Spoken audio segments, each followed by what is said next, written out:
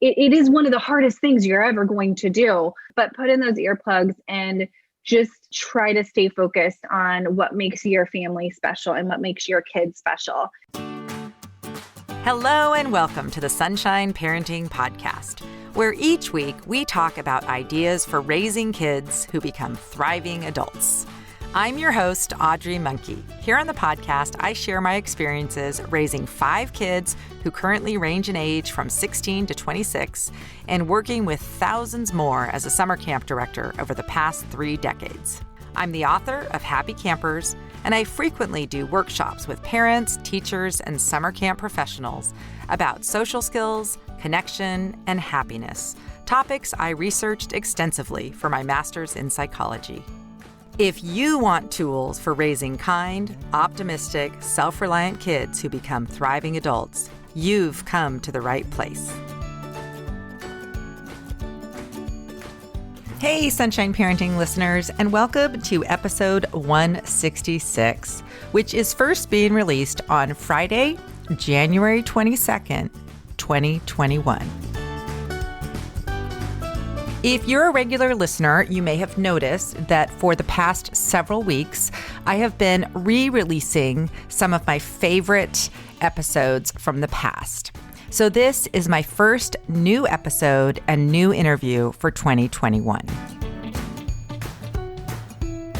Before we get to this week's interview, which is really a great one, I want to just give you a quick update on what's going on in my life.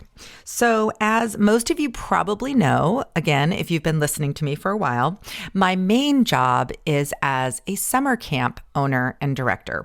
And that's what I've been doing for the past 35 years.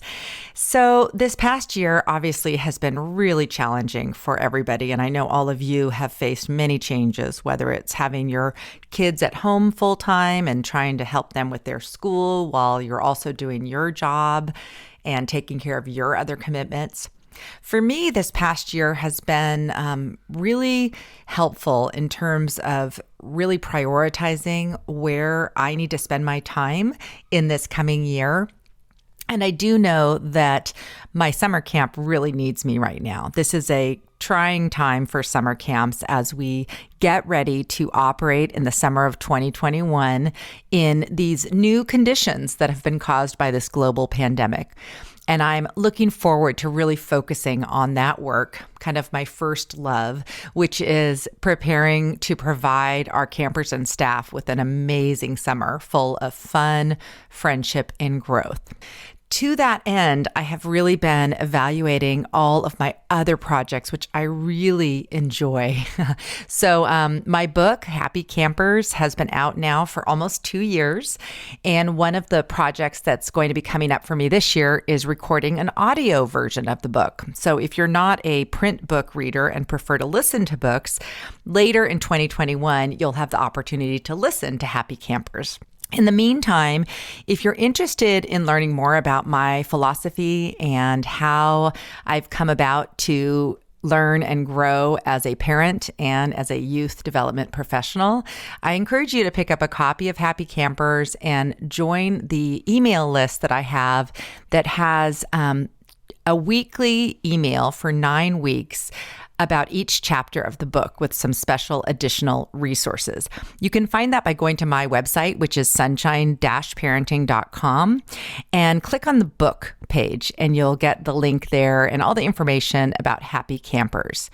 I'm really proud of the book and how it's helped many people just connect a little bit better with their families.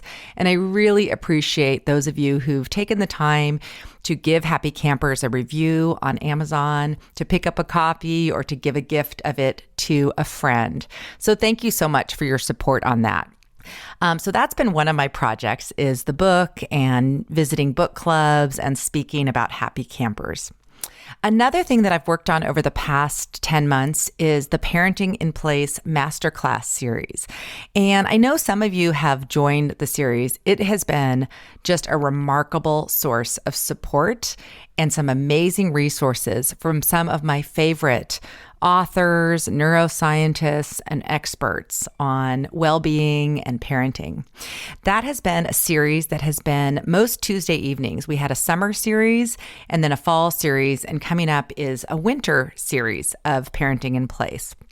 So most Tuesday evenings, that's where I've been for the past 10 months, and I've learned a lot, and the resources provided by all the speakers have been phenomenal. I had the opportunity to speak in the summer series and in the fall series. I won't be speaking in the spring series, but I will be participating every week in the chat box and by supporting my fellow presenters in the Parenting in Place Masterclass series. In terms of the Sunshine Parenting podcast, I am still evaluating how it is going to look moving forward. It definitely will continue in some form, but I am going to need to scale back the amount of time and money that I invest in the podcast. It has been such a labor of love for these past 4 years, but it is very costly to me in terms of both time and money. And I'm just finding that there are so many options for parents, and there's so many great resources out there, podcasts and books and, all kinds of speaking things and summits. It's like almost overwhelming.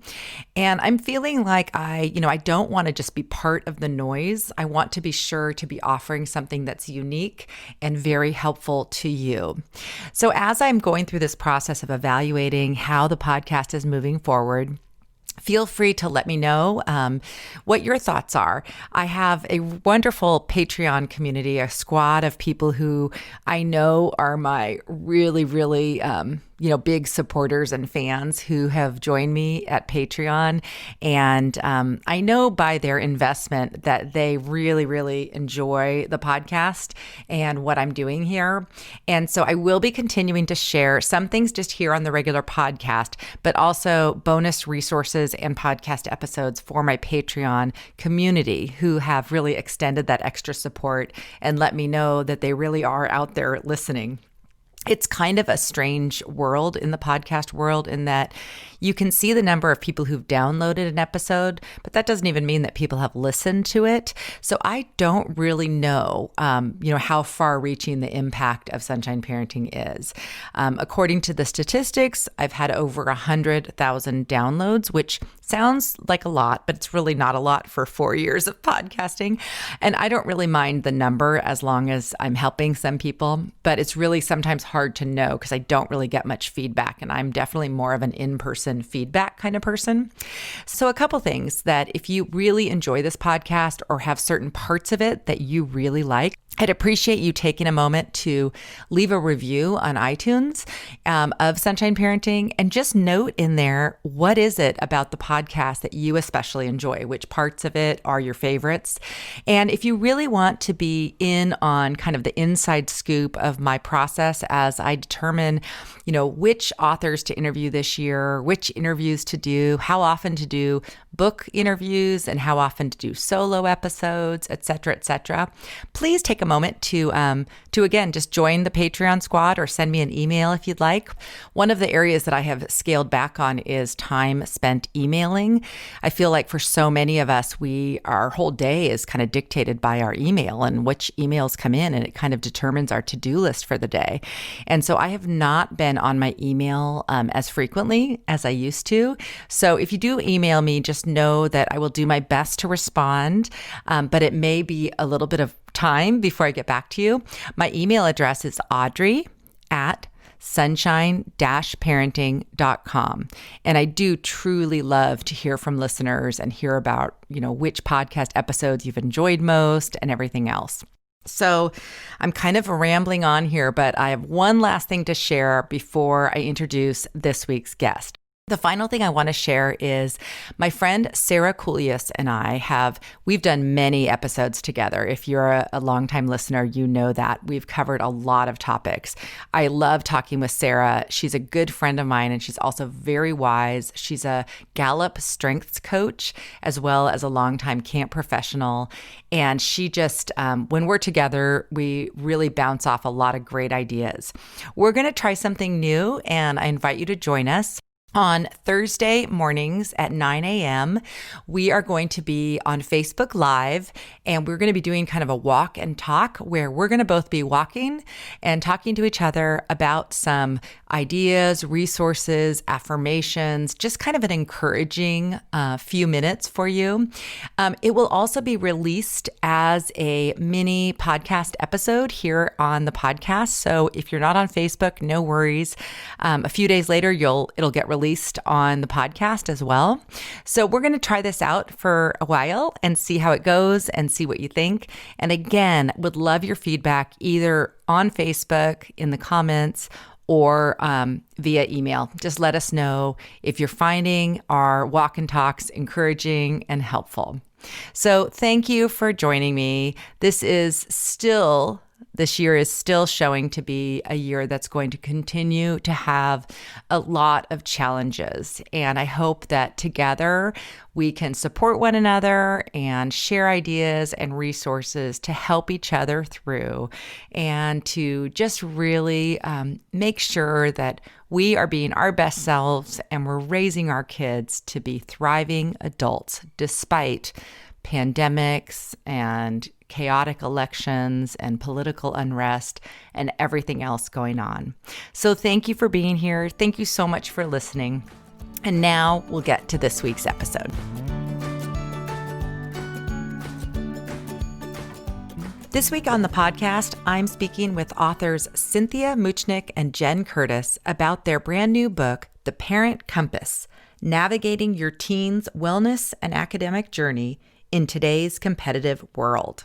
Both Cynthia and Jen have a background as educational consultants, so they have a lot of experience working with students, mostly high schoolers, as they prepare to apply for the college admission process. In their roles helping students through their college application process, Jen and Cindy have seen a lot of parent behavior, both good behavior as well as bad behavior. They wrote The Parent Compass to help parents understand their appropriate role in navigating the tween and teen years amidst a competitive academic environment that has resulted in overparenting and, unfortunately, as was shown a few years ago by the Varsity Blues scandal, even fraud and bribery. For those of you thinking about or concerned about your role as a parent of a tween or teen, especially as it relates to the college application process, I hope you'll enjoy listening to Jen and Cindy as they share some really helpful strategies and also some reassurance for anyone who is trying to step back and not overparent their teens through these years. I hope you enjoy this episode and this conversation with Cindy and Jen about the Parent Compass. All right, welcome to the podcast, Cynthia and Jen. Thank you. Thank you for having us. So I'm really excited today to talk to you about your book, The Parent Compass: Navigating Your Teen's Wellness and Academic Journey in Today's Competitive World. Why don't we just start with some brief introductions? Cynthia, tell a little bit about your background. Sure. Well, first and foremost, I'm a mother of four. So ages 22, 20, 16, and 14. And so I've kind of been through the trenches of raising teens of my own and still am raising teens. But I also worked for 15, almost 20 years as a independent educational consultant, helping high schoolers and middle schoolers kind of navigate life as a student and ultimately the college admissions process. I've also written some other books on study skills and college essay writing and getting ready for college. So I love teenagers. I love this age group, this time in life. And it's just kind of my favorite group of kids, even though it's got its own challenges. I'm with you on that. I love working with teens. They're so great. Jen, tell us a little bit about you. My name is Jen Curtis, and I live in San Clemente, California with my husband, and I have two daughters. I'm an educational consultant in Orange County. I own a company called FutureWise Consulting, and I work with high school students and their families to kind of help them navigate the college admission process. Prior to coming to this field, I worked in social work. And so I have a background in research as well as mental health. And so I kind of come to this whole college counseling field with the perspective of empowerment and really trying to urge my students to use their skills in a way that helps them build resilience and self-advocacy. So I'm really curious, you kind of briefly mentioned in your book, how did you two get connected and end up writing this book together? I had assumed that you had known each other for a long time or gone to school together or something. So tell that story, because I'm curious about that.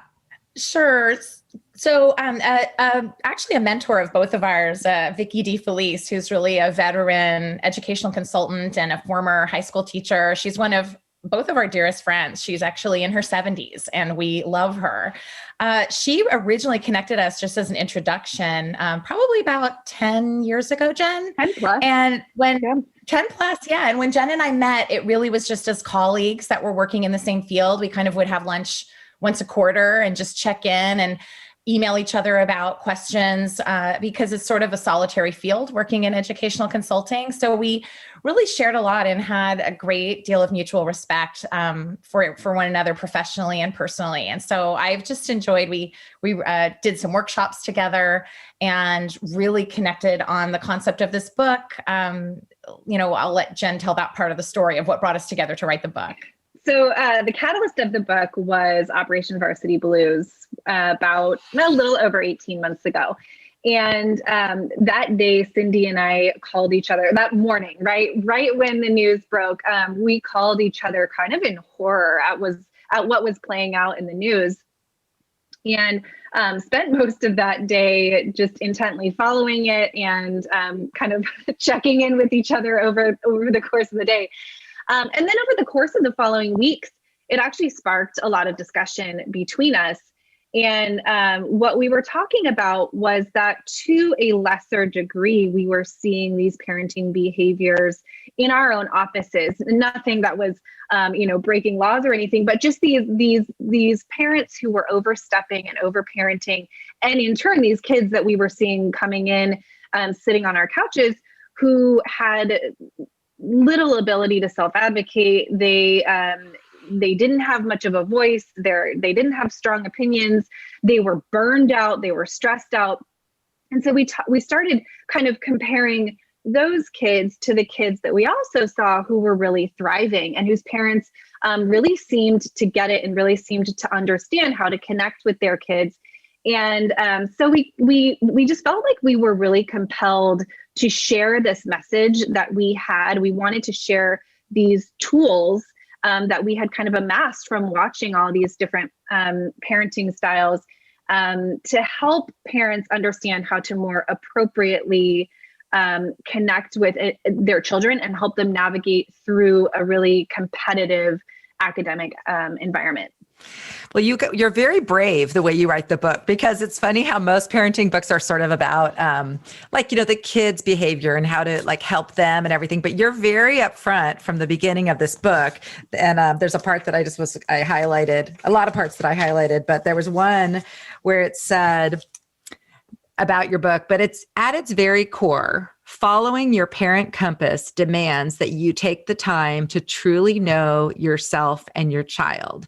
And then later you talk about how it's about how to behave as a parent in a world full of intense academic and social competition. And I found it really interesting because I come from a similar background as you, where I worked with kids mostly. And that was my interest, was working with kids and helping them with their growth and development and training the counselors who work with the kids.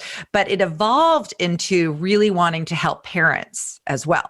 This became a side thing just from the same observations that you two have made, which is we can help kids. You can have them come to an educational consultant or a great teacher or a camp counselor, but we really need to be on the same team with parents, and parents need to be behind these same philosophies that those of us who love and work with kids are behind, which is kind of some of the counter to some of the cultural things going on right now.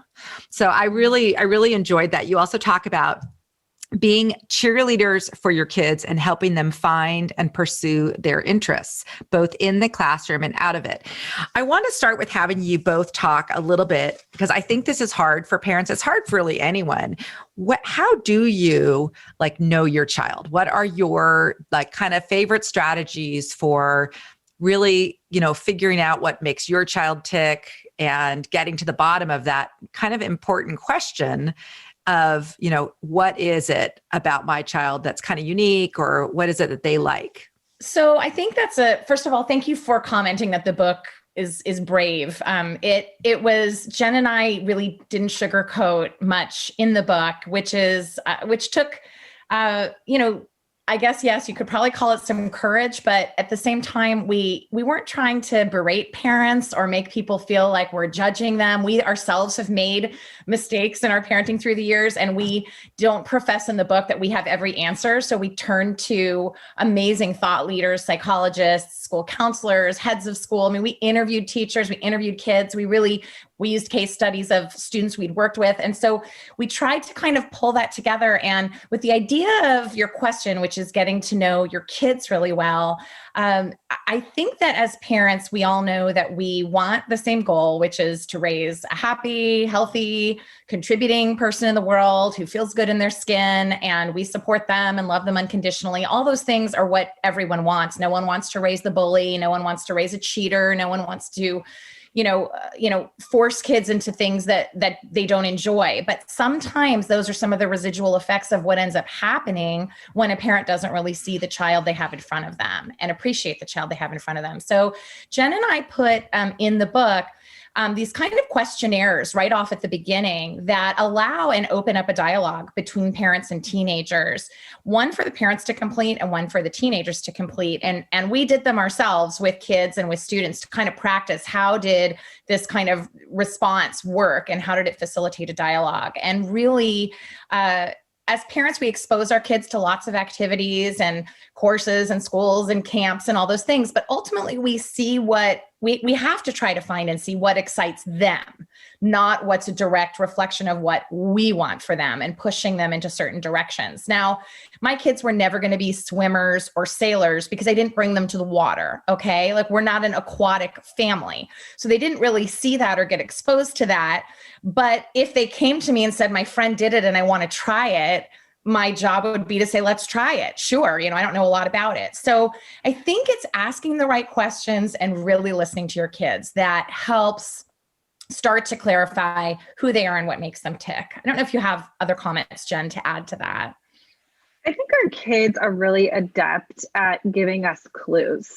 They may not, especially when they're younger, they may not have the words to tell us exactly what their interests are, what their passions are, what their purpose is, because those are kind of bigger concepts. But I think that they really do know how to give us clues, and it's our job as parents to have our eyes wide open to be able to accept those clues and to act on them.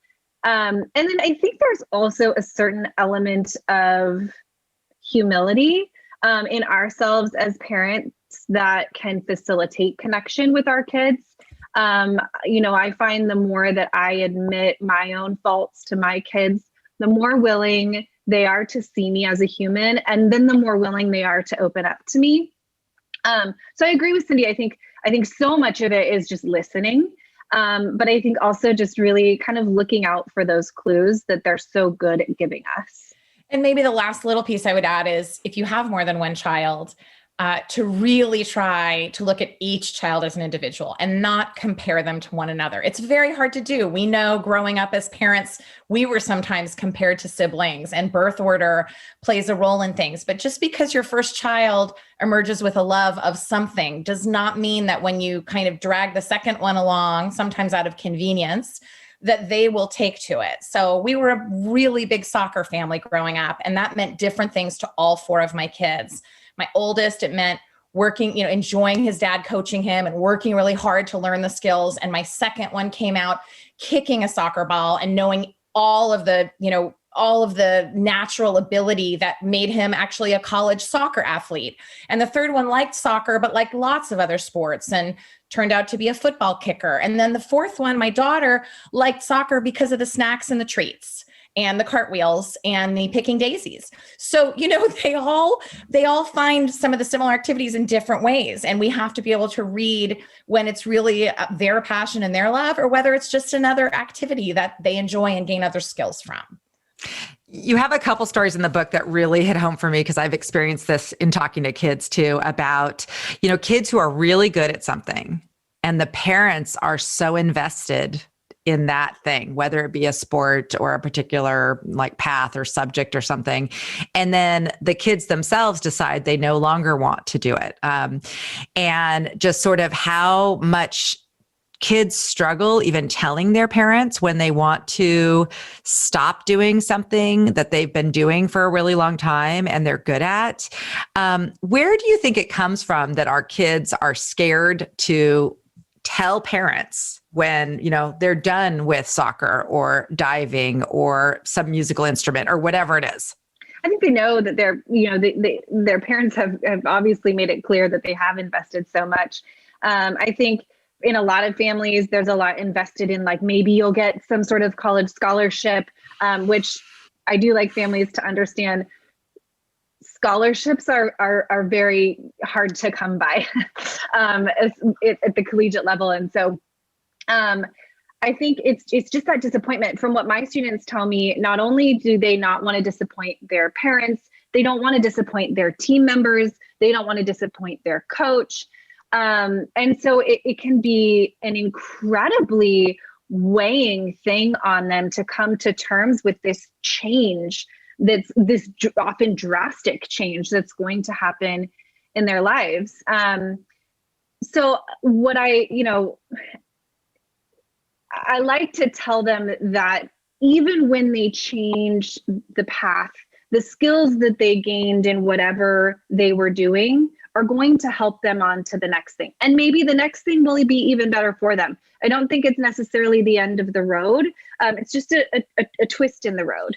And I think that kids who do express, even with the fear and the concern of sharing it with their parents, we have to celebrate the, self-advocacy, that they're using their words to say, this isn't what I want any longer. And we have to be willing to listen to that. I remember when my son was in 7th grade, him coming to me because he was afraid to tell his dad he didn't want to do wrestling anymore. It scared him and it concerned him and he was afraid of getting hurt, but he didn't want to let down his father. And I remember saying, just my heart was breaking, thinking, how can he not want to tell his dad? And sometimes, as parents, we can help our kids, navigate the other parent as well. If you're truly a parenting team, and if you're a single parent, you can find another adult, who can help you, that plays that kind of mentorship role in your kids' lives. And I just think, I remember the phone call from the 5th grade mom saying, my kid's a Boy Scout and he wants to quit. And, I really want him to stay until he's an Eagle Scout. And I thought, he is in 5th grade and he's already telling you he's not enjoying this. There are so many other things out there. And what is it that drives us as parents to want our kids to reach these pinnacles? What is this about us? It is about us. It's about us trying to kind of parade our kids around and celebrate their A+ and their gold stars. And it's not about letting them, we got a chance to be teenagers. We got a chance to be little. Let them have their turn. It's their turn. We're taking it away from them if we don't let them voice it. Mm-hmm. Yeah, that's so well said. I think that vicarious, I don't know what is going on with that. I don't feel like it was as much with our parents or my generation, of just where the parents were they were proud of us for things. And I think there was still a focus in my family on achievement, and it was good to get good grades and that kind of thing. But I found that too. I think one of the things, and you talk about it in your book, and you quote, I think it was Madeline Levine who talks about it, but I write about this and talk about this a lot, is that one of the best ways we can raise thriving kids in becoming thriving adults is by showing them what that looks like. And a harried parent who spends all their time like checking their child's grades and, getting them to and from everywhere and over scheduling them and all this stuff is not really modeling anything that looks that fun. I think that one of the things that I always, like, as I'm reading your book, I was just reminded that a really great way that you can help your kids is to help yourself. And you say that, physician, heal thyself, you say in the book. So for the parent, I wonder who will pick up your book, to be honest, because what I find, and I don't know if you found this too, but the people who like listen to my podcast, read my book, send their kids to a rustic outdoor camp, tend to be really conscientious parents who are really making an effort not to helicopter, to allow their kids to do. So I feel like a lot of the parents that I interact with are actually really doing well in this.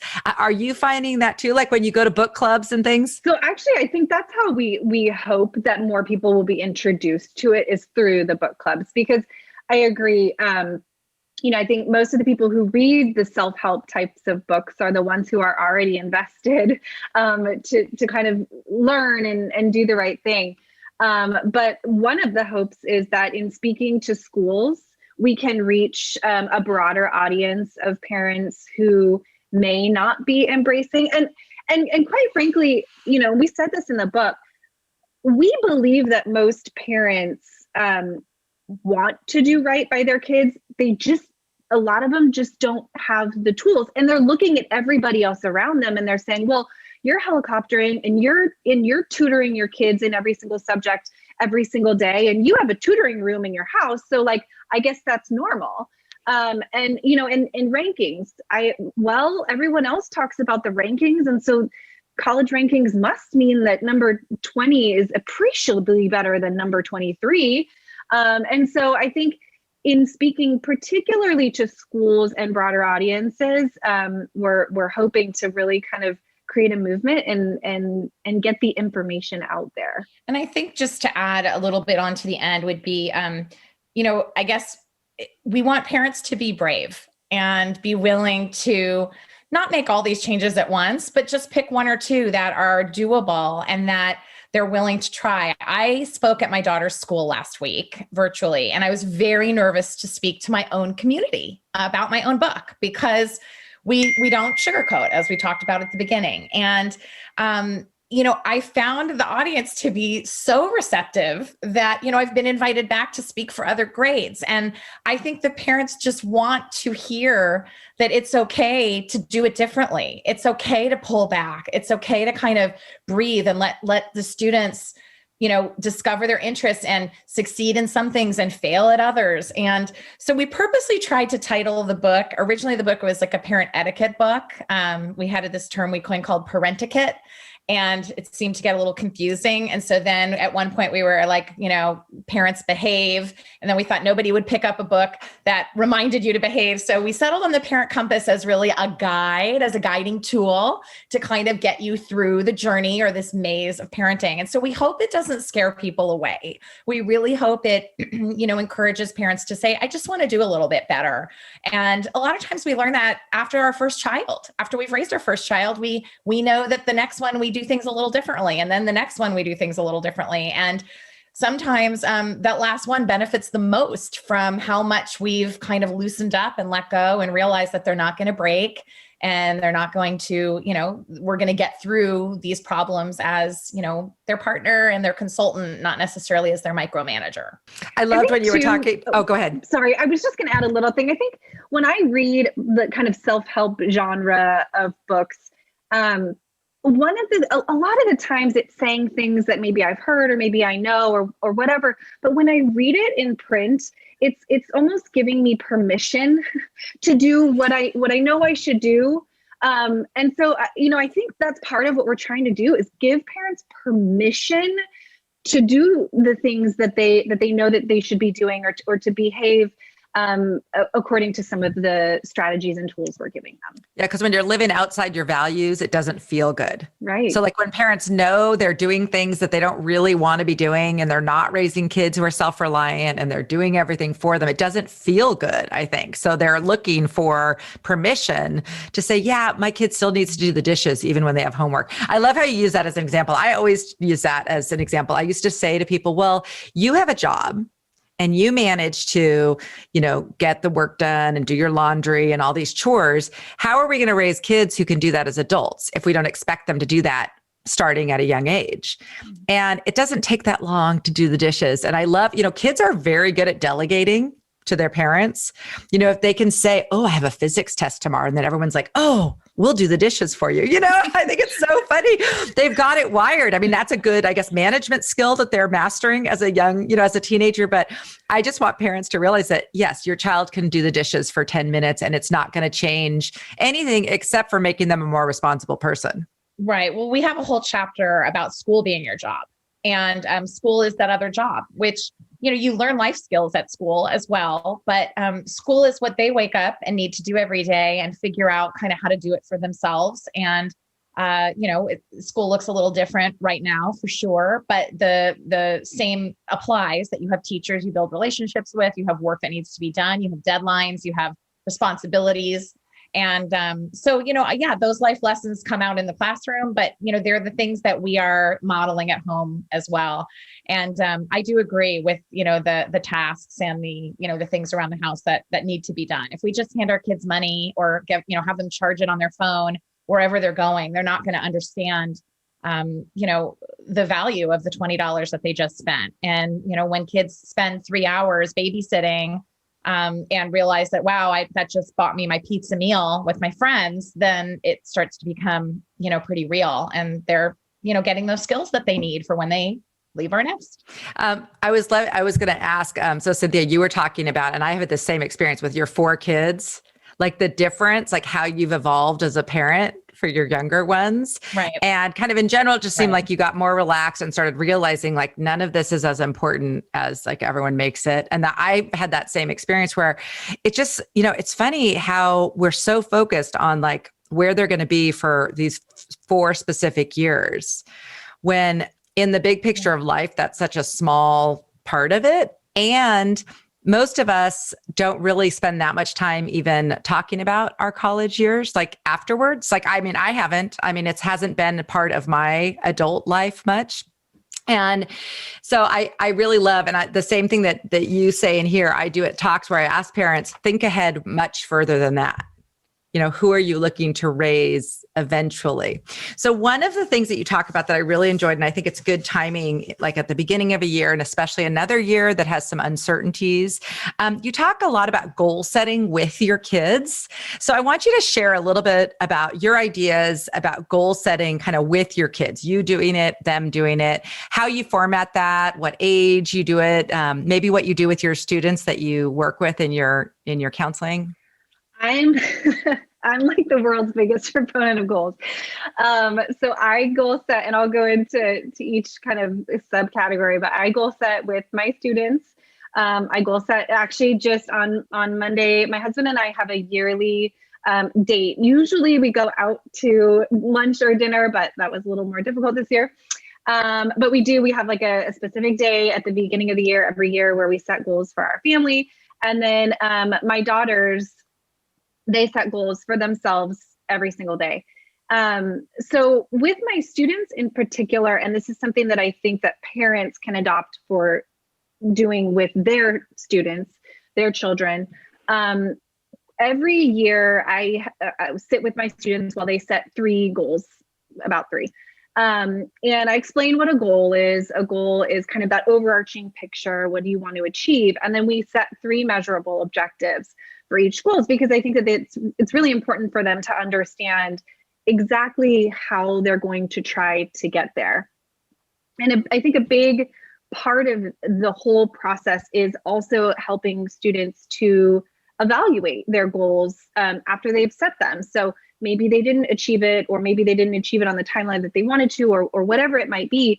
But then going back and assessing what worked and what didn't work, and then helping them through the process of setting new goals for themselves. So I think that they can just be a really great tool in setting intention for what they want to achieve. It is really surprising to me how few of my students who come into my office, while many of them are high achieving students, none of them have ever sat down to really think through exactly what is it that I want to achieve and how do I want to achieve it. And so that's why I do it even with my children. I want to help them understand how to set structure to their day or how to live an intentional life. I love that. So your girls are 4 and 7. They're young. Yeah. And so obviously their goals look very different from a high schooler's goals, and they look very different from my career goals and my goals with my husband for our family. But they bring it up every morning. Okay, we haven't set our goals yet for today. And they really do put, surprisingly, for children even that young, they put a lot of thought into, okay, how did I maybe misbehave yesterday? And how can I change that for today? And a lot of times that'll be what their goal has to do with. So it's really just getting them to start young, thinking about, what can I fix? What can I change? Or what can I do better? I love that. I think we all need to start doing that. It's kind of like that idea of how you should start each day with just one priority that is your most important thing, and maybe do that first. There's a lot of literature on that, but I love how you're so intentional with your girls, making it something that they think about and talk about. That's how we start each camp session, actually. At our first campfire, Really? one of the things that the kids do is share a goal they have that can be related to something with social skills, or it could be related to a specific activity. But it's really fun because then the counselors can support them. And that's, as parents, same thing. If, you might not know that your child has an interest in learning to play guitar, for example, and so then you can talk to them, well, how do you want to do that? And, how can I support you, or whatever it might be. So I really, really love that focus on goals. Now, it sounds like, do you share with the kids, like as a family, do you recommend that parents also kind of share their goals and objectives? Yeah, because I think it can open up lines of communication. I think when you're helping your teen to set goals, they feel, and you're doing it in the way that you kind of described it, like, okay, well, how do you think that you can get, it helps them feel understood. And so I think all of it goes toward opening up communication, opening up understanding among family members. And then you can all hold each other accountable. I really like for students, and my husband and I do this too, to put your goals somewhere where you're going to see them and be reminded of them. So it's not going to do you much good if you write your goals down and then you tuck them in a drawer and you never look at them again, right? But if you're kind of constantly reminded of them, you're going to be that much more likely to work toward them. Yeah, we talk about also in the book, just to continue on with that idea of, inspirational quotes, and having, whether they're going across your computer screen or they're on your phone, or you tape them to your mirror in the bathroom, whatever, or to your door as you're going in and out. We know, that those are good ways to kind of inspire. And I would say my other kind of twist on it, I've learned a lot about goal setting in kind of an academic sense from Jen, because we didn't do as much of that in our home. We did it maybe in a different way. We didn't call it goal setting. But goal setting doesn't have to be super complex. I mean, it can be, yes, learning a new instrument or mastering something, but it can also be, the goal of learning to make those chocolate bombs that you put in hot milk, and following the instructions and then creating that at the end. Or my daughter set a goal of wanting a certain role that she wanted to try to get in a musical she was going to be in, and what steps do you need to take to try to achieve that. She's done that multiple times. It hasn't always worked out, because you never know what part you're going to get. And sometimes they do work out. And then by golly, you're glad you went through that practice. But the other thing that Jen knows is I just mailed about a dozen friends gratitude journals this year as their holiday gift. I sent one to Jen. I sent one to her 2 young girls. And I've started practicing that myself. And it's been a really good way, kind of similar to goal setting, to put things down, put thoughts down about not just what you're grateful for, but looking closer at the world around you. And those, there's some synergies with goal setting and gratitude that I think kind of do go together. And my goal yesterday in the gratitude journal was to do the gratitude journal 4 or 5 days in a row, because it's hard to discipline yourself to actually take that on as a new strategy. So I would say that's my new practice for the year. And my kids were all commenting, what is that by your bedside, that 5-minute journal? And I just said, oh, that's my new, what I'm trying to practice this year. So it's, it's even sparked dialogue there. I'm sure your kids are like mine. They're like, what are you reading now? What's this new thing we're doing? Because they're the best guinea pigs, your own kids, before you roll something out to the general other kids. That's right. So yeah. At home.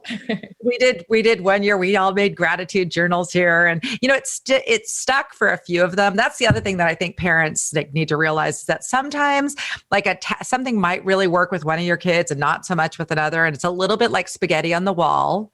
You have these things, you do these things, and for some of them, something that clicks may end up being a lifelong habit for them. And so it's worthwhile exposing them to these different practices of just being more intentional about, who you are and how you spend your time and all that stuff. I love that so much. Okay. The final thing I want to ask you, because we could go on all day, but I know we need to to. So one of the things you mentioned, and this is something that has come up for me a lot in my coaching with parents, is sometimes, although they know that their goal is to raise super thriving, happy adults, and yet they are so aware or sensitive to what other people think of them, and that sort of external validation they get from what their child does. So like the college thing you talk about, like posting things on Instagram, like, oh, my child's going to Harvard or, whatever. I want you to give a pep talk to those parents. I know you've worked with these parents, you've worked with the kids, you're in this college thing, but it's about all things. It's what team they're on. It's what, class they get into and whatever accolades they get. Speak to those parents and talk to them about sort of why that is not going to help their children to be more concerned about what the world thinks than what their own well-being. I think our kids are really adept at feeling that pushing. And I think that creates a gap in our relationship with them. And so what I would urge parents to do is to look at, earlier we were talking about that long view. Look at, okay, great. Maybe your kid does go to XYZ school that you wanted them to go to, or maybe not. But that's only in the next few years. What do you want your relationship to look like in 10 years, in 15 years, in 20 years? And really kind of keep that at the forefront of your mind, because what you're doing now is going to set the stage for that. And if you're pushing them away now, you're not going to have that relationship you want with them in that many years. And I would also urge them to really embrace the fact that there is research out there that says it matters more what your child does in college, what they take advantage of while they're on their college campus, than where they go in terms of their ultimate ability to thrive. So I would really kind of have them repeat that to themselves, almost as a mantra, to remind themselves that it matters more what they do than where they go. And there's a great white paper put out by Challenge Success that is available for anybody to read. And I would urge them to go read that for starters and understand the research behind it. Yeah. And playing the comparison game is really dangerous and really toxic. And in the conclusion of our book, we talk about building a village and building your own village of just a handful of like-minded parents that have seen you at your worst and seen you at your best, and that care about your kids in a, familial kind of way. We all want to be that house that, all the kids come over and hang out at, but those parents that really are excited about your kids, whatever it may be. And you surround yourself with just a few of those people, and the other ones you just nod and smile. And you let it fall off water like a duck's back, because we can spend our lives comparing this and that. And it comes from personal insecurity of wanting validation as a parent that, am I doing well enough? Am I, the best mom I can possibly be? And I think it's the people who tell us, that know us the best, our own parents, the grandparents, the siblings that we have, our kids' aunts and uncles that just know us and appreciate us, and a few really good friends that have proven time and time again that they have your back and they have your kids' back and they're there for you, that's all we really need. We don't need that enormous quantity. And the comparison game just gets super dangerous. And I just think life's too short to kind of have that level of toxicity. We just interviewed Kelly Corrigan a few weeks ago, who you probably know her work and know about her. And, we talked about this very, very question about feeling that we want, even as parents, to please our parents. And we want them to look at us as parents and say to us, you're doing a pretty good job, hang in there. And we know that we only thank our parents when we reach those stages that we're now going through as parents. We pick up the phone and say, oh my God, I can't believe you got through this life stage with me. Thank you. And someday we hope our kids will say the same to us and pick up the phone, as opposed to going to too much therapy to repair damage. But that being said, we need some validation, and good girlfriends or a good parent community can give you that. You want people that can lift you up and that can say, we're all doing the best we can. Anyone out there reading and frantically listening to podcasts and whatever is trying to self-improve in some way. And just take one or two of these tools and apply them to your life and see if they work. And if they don't, move on to the next one. And, it's hard to be a parent. It's the hardest job and the most rewarding job. It's 24/7, it's lifetime. And we are the mama bear and the papa bear. And so we feel this sense of, fierce loyalty to our kids. But we have to be careful that we don't have our kids become our prizes and our, what we march around and celebrate in a way that's inappropriate. And I like to use a family example. I have a niece who was an excellent student in high school, great test scores, et cetera, et cetera. And all she wanted to do was be a musician. And she found this phenomenal, professor of the bass guitar at Sonoma State College. And she could have really had her choice of kind of any college. And she pursued this teacher and professor in this music program at Sonoma State. And trust me, the grandparents and the aunts and uncles, and nothing against Sonoma State, great school. And they had a music department that was in huge, had huge financial support from alumni, et cetera. Everyone around our family is wearing our Sonoma State sweatshirts just as proudly as we're wearing our sweatshirts with other, maybe fancier names. And we just like the t-shirt that just says college. It just says college. Everyone gets to go. You'll have your chance. It doesn't identify you. It's just one of 4,000 different places you may wind up. So I don't know if that's a longer-winded answer than you wanted.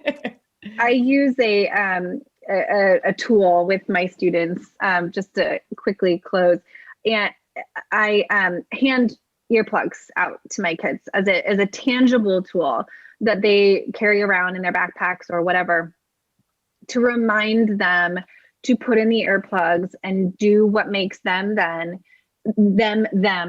and just kind of drown out the noise. And I really urge parents to use that a little bit more metaphorically, maybe as a tool to just stick in those earplugs. Don't it is one of the hardest things you're ever going to do. But put in those earplugs and just try to stay focused on what makes your family special and what makes your kids special. And that's the advice that we can give. That's so good. I really do. I feel like this whole quarantining time, or whatever we call it, the being home with our kids and having more time to reflect, hopefully will lead people to get more in touch with what's really important and no longer have the same kind of hyper, worries about different things when you start realizing how little how little of importance it is when you think about things just like your child's mental health. Yeah. And being a happy person and having friends and, all that stuff. So it's been such a pleasure having you on. Tell my listeners a little bit about your new podcast and other things about where they can find you. Sure. So we have a new podcast called Parent Compass at Smart Social. You can listen to all of our episodes so far on our website, which is parentcompassbook.com. pressure-laden.com. There's a podcast tab there, and we've had some phenomenal authors and thought leaders and just really interesting people come on and share their everything through the lens of parenting teens and tweens.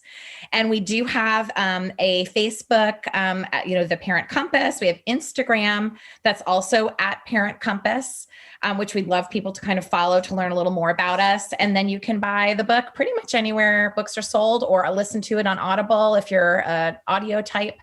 And share it with friends that have teens. We've been really pleased with the book clubs that have sprung up, and we have a book club guide also available to download on the website to help guided readings.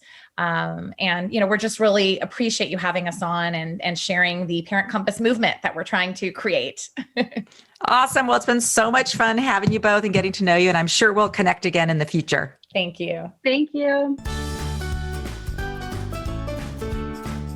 As always, you can find notes, links, and other resources related to today's conversation by visiting my website at sunshine-parenting.com.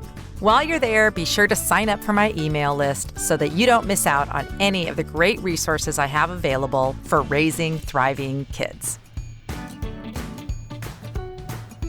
If you enjoyed this episode, I'd really appreciate you sharing it with a friend. Please take a moment to give Sunshine Parenting a rating or review on iTunes or wherever you listen to podcasts. Let's end with a quote from my book, Happy Campers. Regardless of the age of your kids or where you and your family currently are on the kindness meter, kindness is something that you can promote and grow at home. And the resulting positive changes in your kids will be well worth the effort. Kindness makes us happier, healthier, better people. I'm Audrey Monkey. Thank you for joining me for the Sunshine Parenting Podcast. Join me again next week for more conversations about raising kids who become thriving adults.